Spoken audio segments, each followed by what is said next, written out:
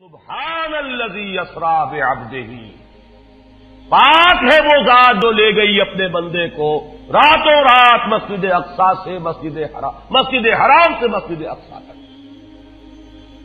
اگر یہ بات کسی انسان کی طرف منسوب ہوتی تو بات اور تھی، اگر یہ فعل حضور کی طرف منسوب ہوتا کہ حضور گئے تو بات اور تھی کہ میں آیا نہیں لایا گیا ہوں، حضور گئے نہیں لے جائے گئے ہیں، اور لے جانے والے وہ ذات ہے سبحان الذی اسری، وہ پاک ہے ہر عیب سے، ہر نقص سے، ہر ذوق سے، ہر کوتاہی سے، وہ منزہ ہے، اعلیٰ ہے، عرفہ ہے، بالا تر ہے، لہذا اس کی قدرت سے یہ ہرگز بعید نہیں کہ وہ اپنے بندے کو راتوں رات مسجد حرام سے مسجد اقصی اور پھر مسجد اقصی سے سدرۃ المنتہا تک لے جائے اور واپس لے آئے اور پھر مسجد حرام میں پہنچا دے۔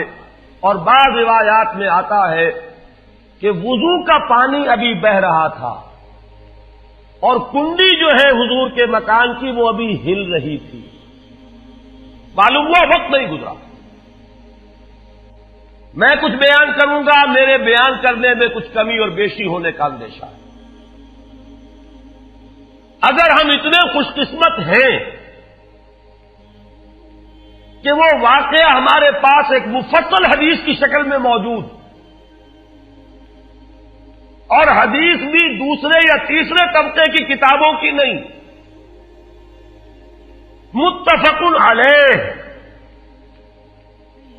جس میں روایتاً جیسا کہ میں نے عرض کیا جس کا پایا تقریباً قرآن کے برابر، اور اس حدیث کے راوی ہیں حضرت مالک ابن صعصع رضی اللہ تعالی عنہ۔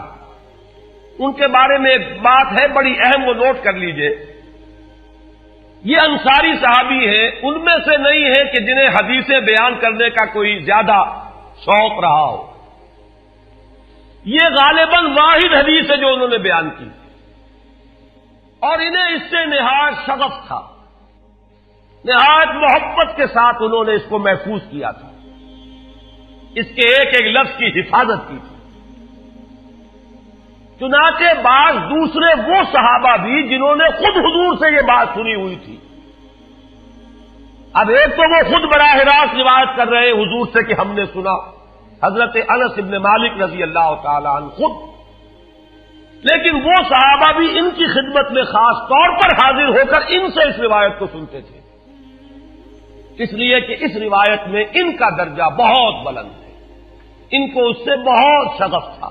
تو صحابہ جو براہ راست حضور سے سن چکے وہ بھی ان کے پاس جا کر خاص طور پر اس حدیث کو سنا کرتے تھے۔ چنانچہ یہ روایت جو متفق علیہ ہے، یہ امام بخاری جو اس کو لائے ہیں عن قتادہ عن انس بن مالک عن مالک ابن صعصع رضی اللہ تعالی عنہم، حضرت انس ابن مالک سے روایت موجود ہے مسلم شریف میں براہ راست ان سے، لیکن یہ اس روایت کو بیان کر رہے ہیں حضرت مالک ابن صعصع رضی اللہ تعالی عنہ کے حوالے سے۔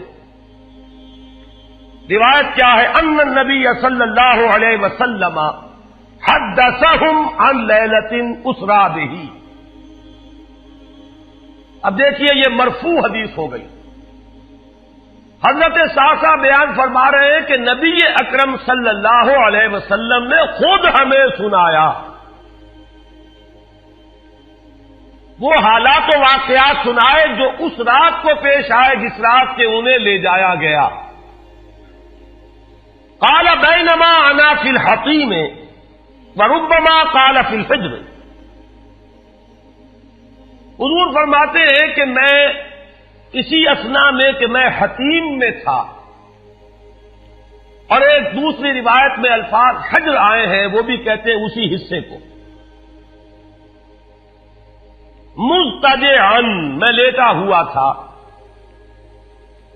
اذ اتانی آتن کہ اچانک میرے پاس ایک آنے والا آیا۔ یہ آنے والے کون ہیں؟ حضرت جبرائیل، یہ بعد میں واضح ہو جائے گا۔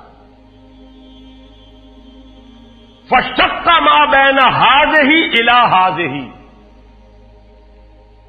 حضور نے اشارہ فرمایا، اس نے یہاں سے یہاں تک میرا سینہ چاک کیا، یعنی من طفرت نہرہ ہی الی شعرتہ ہی، یہ جو گڑھا ہے حلق کا گڑھا، یہاں سے لے کر تیرے ناک تک سینہ چاک کیا، فاستخرج قلبی، اور میرا دل نکالا،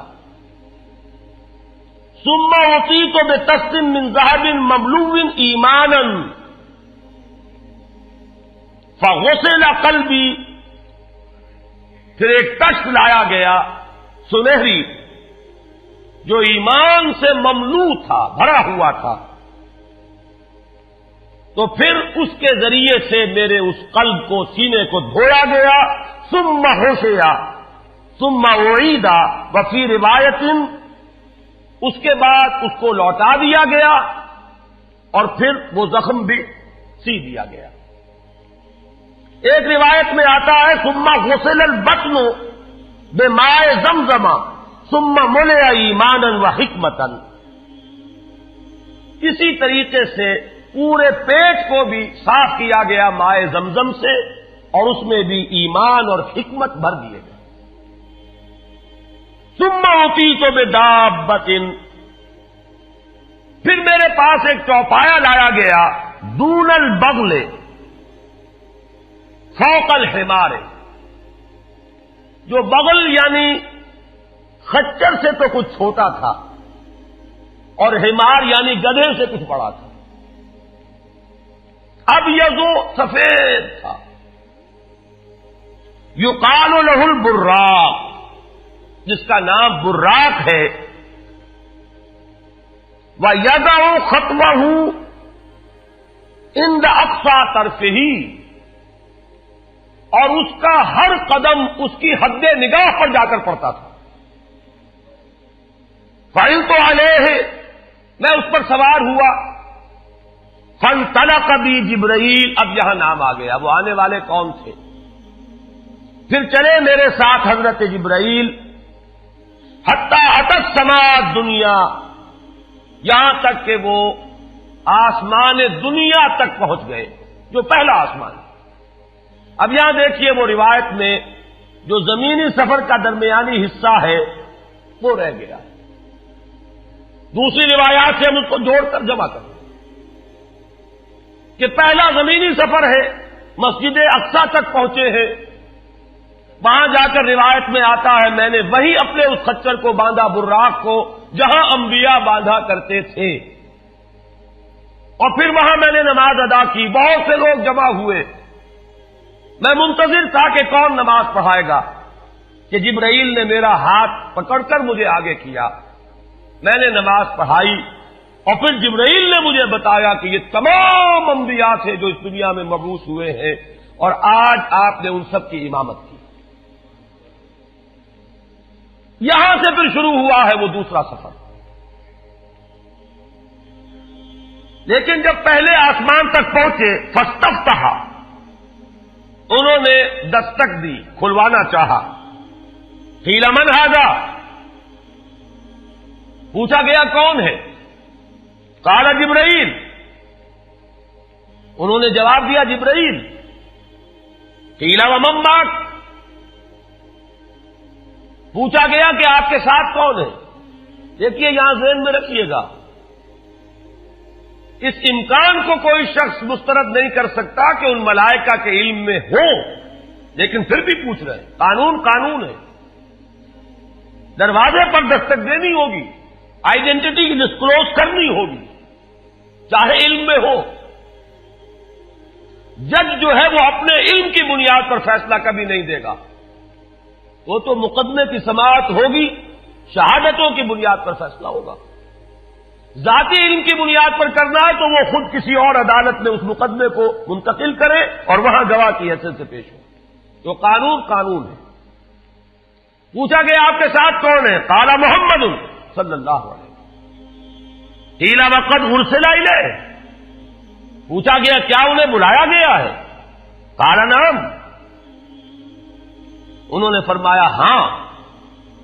قیل مرحبا بہ فنعم المجیء، جا ففتح فلما خلصت، اس کے بعد کہا گیا مرحبا ان کے لیے، تہنیت ہے، مبارکباد ہے، خوش آمدید ہے، کیا ہی اچھے ہیں وہ جو لائے گئے ہیں۔ پھر وہ سمائے دنیا جو ہے اس کا دروازہ کھولا گیا، میں اس میں داخل ہوا، فیضا فیہا آدم، میں نے دیکھا وہاں حضرت آدم تشریف فرما ہے۔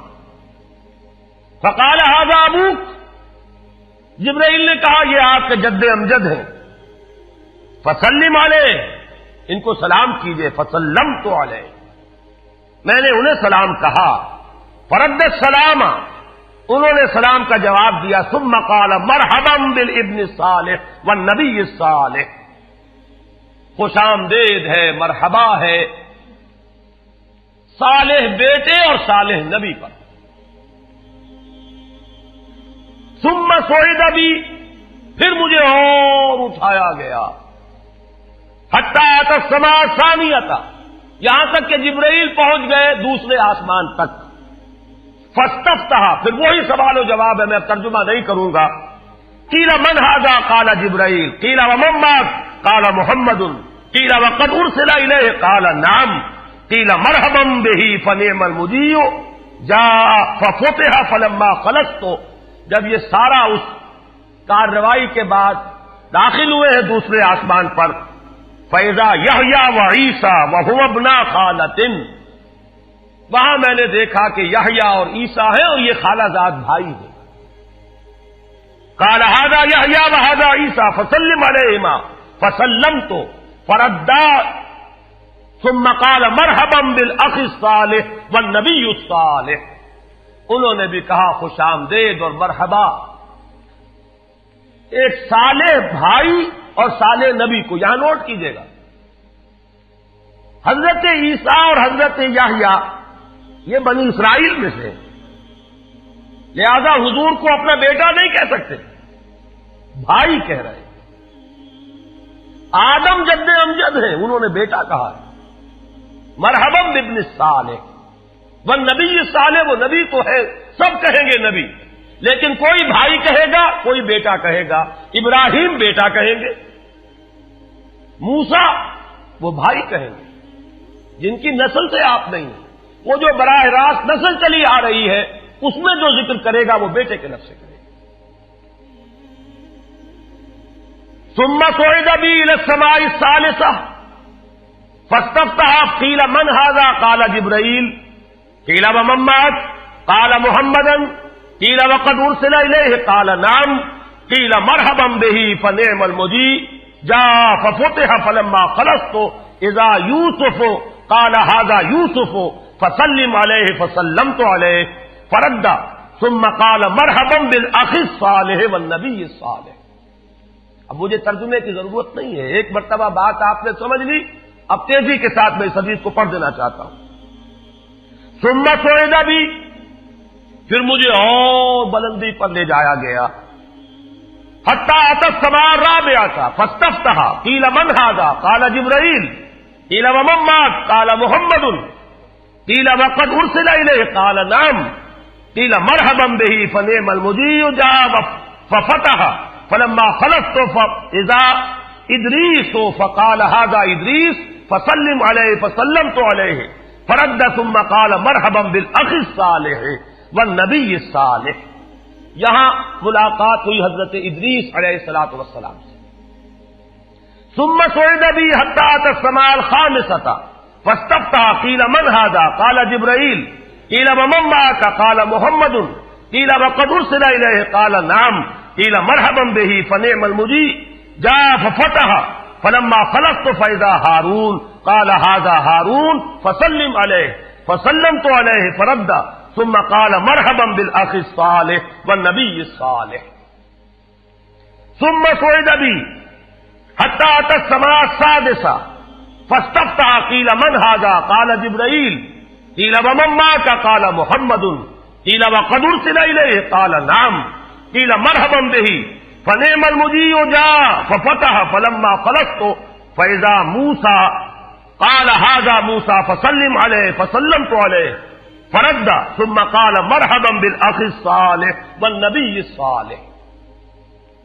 چھٹے آسمان پر یہ حضرت موسیٰ سے ملاقات ہوئی. فلما جاوزت بکا، جب میں آگے بڑھا تو حضرت موسیٰ روئے. قیل ما یبکیک، ان سے پوچھا گیا کہ آپ کو کیا چیز رلا رہی ہے؟ قال ابکی لأن غلاما بعث بعدی، کہ مجھے اس بات پر رونا آ رہا ہے یہ نوجوان محمد صلی اللہ علیہ وسلم، یہ میرے بہت بعد ان کی بعثت ہوئی ہے.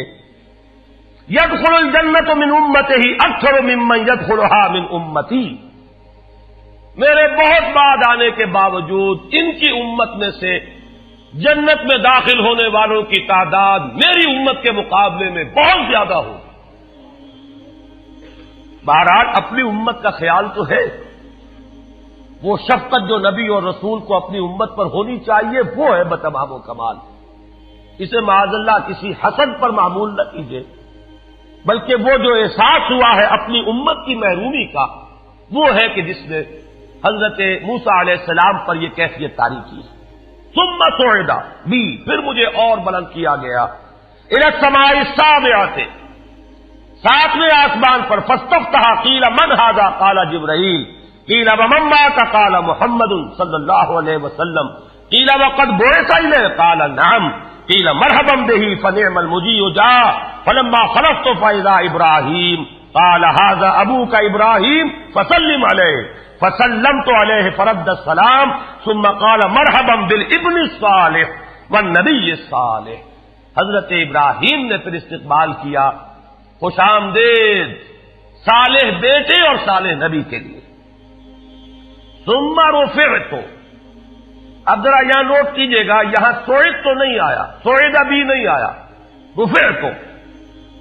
پھر مجھے اور بلند کیا گیا الی سدرۃ المنتہی. یہ سدرہ منتہا ہے جس کا ذکر ہے سورۃ النجم. اسی سدرۃ المنتہا کے پاس جنت ماوا ہے، وہ جس کا وعدہ کیا گیا ہے، جو ٹھکانہ بنے گی اللہ کے نیکوکار بندوں کا، جس میں وہ رہیں گا ہمیشہ ہمیش. فادخلوها خالدین، وہ بھی وہی ہے. پھر اٹھائے گئے حضور بیت المعمور تک. ثم اعطیت باناء من خمر واناء من لبن واناء من عسل. پھر میرے سامنے یہ بیت معمور کیا ہے یہ بھی جان لیجئے. یہ در حقیقت اس سماء سابعہ پر، ساتویں آسمان پر خانہ کعبہ کا اصل جو ہے اللہ کا گھر، جس کا یہ ظل اور سایہ اس دنیا میں ہے خانہ کعبہ، یہ ہے وہ بیت المعمور، جس کے بارے میں ایک اور روایت میں الفاظ یہ آئے ہیں، اس میں روزانہ 70,000 فرشتے داخل ہوتے ہیں، اور جو فرشتہ ایک مرتبہ داخل ہوا ہے آج تک اسے دوبارہ داخل ہونے کی نوبت نہیں آئی. اسی طریقے سے وہ فرشتے ہیں جو طواف کرتے ہیں خانہ کعبہ کا. پھر جان لیجئے یہ ہماری نگاہوں سے مخفی عالم غیب کی ایک دنیا ہے اپنی جگہ، چاہے ہمیں نظر نہ آئے. پھر میرے سامنے 3 برتن لائے گئے، ایک دودھ کا اور ایک شہد کا اور ایک شراب کا.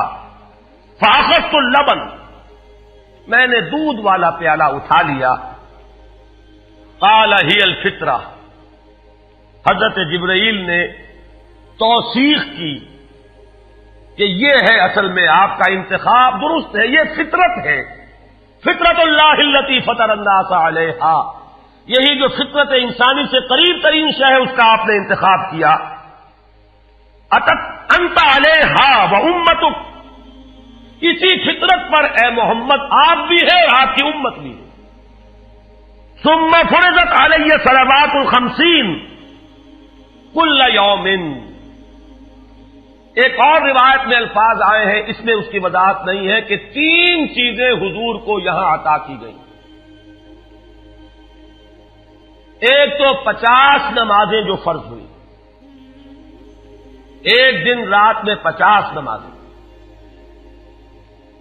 اور ایک سورہ بقرہ کی آخری 2 آیات جو تحفہ اللہ نے دیا محمد کو امت کے لیے صلی اللہ علیہ وسلم. آمن الرسول بما انزل الیہ من ربہ والمؤمنون کل آمن باللہ وملائکتہ وکتبہ ورسلہ. یہاں سے لے کر آخر تک فانصرنا علی القوم الکافرین تک یہ 2 آیات یہ جنت کے خزانوں میں سے 2 خزانے ہیں جو شب معراج کو عطا ہوئے ہیں محمد الرسول اللہ کو بطور تحفہ امت کے لیے. اور تیسری بات یہ کہ اے نبی آپ کی امت کے لیے یہ خصوصی بات ہے کہ آپ کی امتیوں کے گناہ کبیرہ بھی بغیر توبہ کے معاف ہو سکیں گے. یہ خصوصی تحفے ہیں جو امت کے لیے لے کر آئے محمد صلی اللہ علیہ وسلم. 3 تحفے نماز جو اس معراج میں فرض ہو رہی ہے اور اسی کو حضور کہہ رہے ہیں الصلاۃ معراج المومنین. اہل ایمان کے لیے یہ بمنزلہ معراج ہے. اس میں پھر روایت میں تفصیل آ رہی ہے. واپس جب آئے ہیں حضرت موسیٰ سے ملاقات ہوئی اور انہوں نے یہ فرمایا کہ یہ 50 نمازیں بہت ہیں, مجھے تجربہ ہے, تمہاری امت اس کا تحمل نہ کر سکے گی, واپس جاؤ درخواست کرو کم کرواؤ. حضور گئے, 10 نمازیں اس میں معاف ہوئی, 40 ہوئی.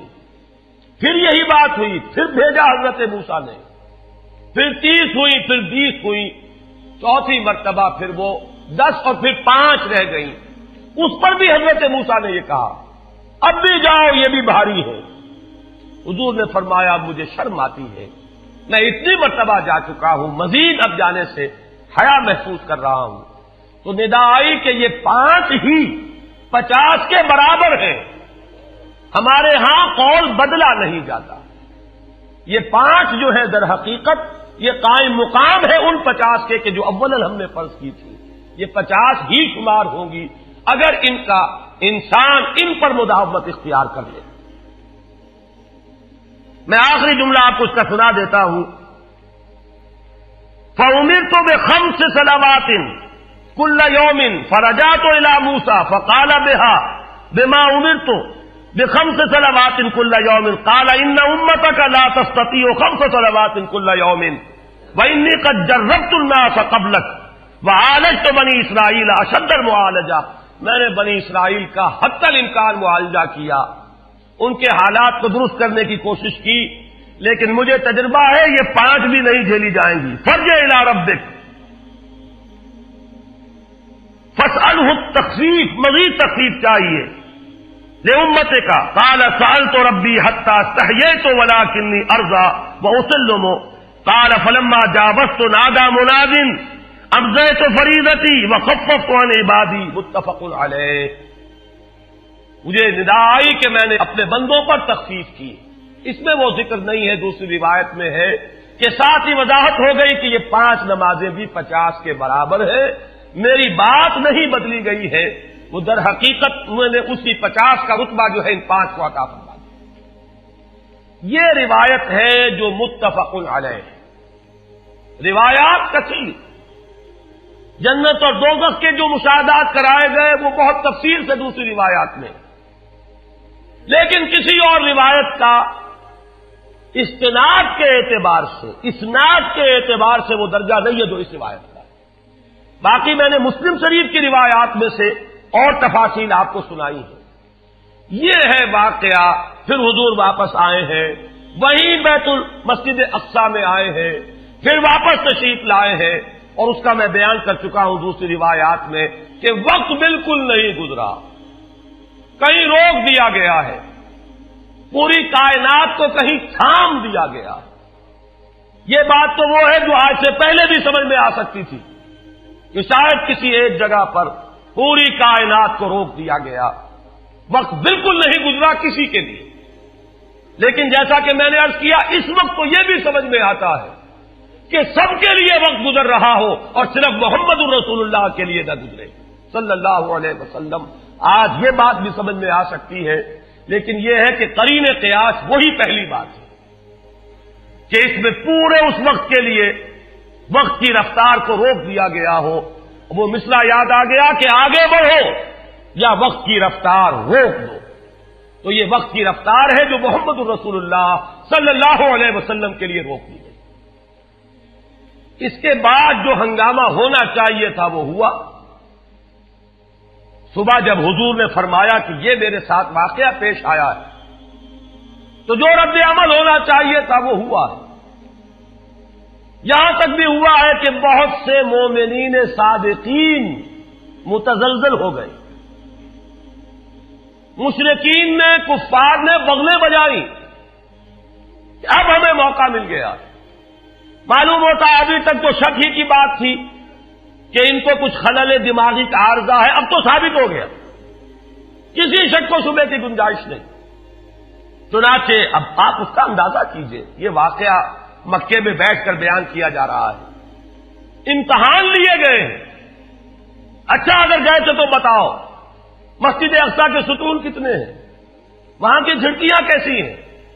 حضور فرماتے ہیں، ایک حدیث موجود ہے کہ میں گھبرا گیا، اس لیے کہ کس کو یاد رہتا ہے؟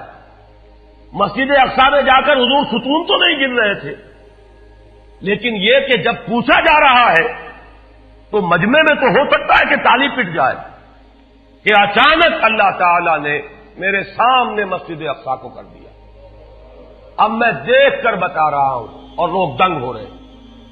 اب دیکھیے وہ مشاہدہ جو میں نے عرض کیا تھا، مشاہدات بے شمار ہیں۔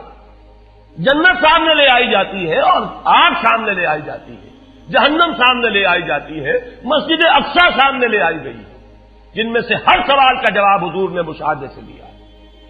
اسی ضمن میں وہ واقعہ آتا ہے کہ حضرت ابو بکر کے پاس گئے لوگ دوڑے دوڑے، وہ یہ سمجھتے تھے کہ اگر یہ پالا ہم مار لیں تو پھر ہماری جیت ہے، ابو بکر کو اگر ہم متزلزل کر دیں تو پھر گویا کہ ہمارے لیے کوئی اور پرابلم نہ رہے گا۔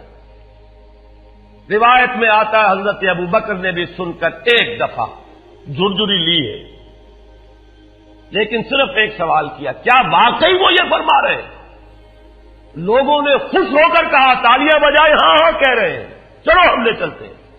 انہوں نے سمجھا کہ ہمارا وار جو ہے کارگر ہوا ہے، واقعی کو تزلزل ہے، لیکن اگلا جواب ابو بکر کا یہ تھا، اگر وہ کہہ رہے ہیں تو 100% درست کہہ رہے ہیں۔ میں روزانہ یہ مانتا ہوں کہ فرشتہ آسمان سے ان کے پاس آتا ہے، تو اگر ایک مرتبہ انہیں آسمان پر لے جایا گیا تو یہ کون سی بعید ہے؟ یہ ہے وہ دن کہ جس کے بعد صدیق اکبر شمار ہوئے ہیں ابو بکر صدیق۔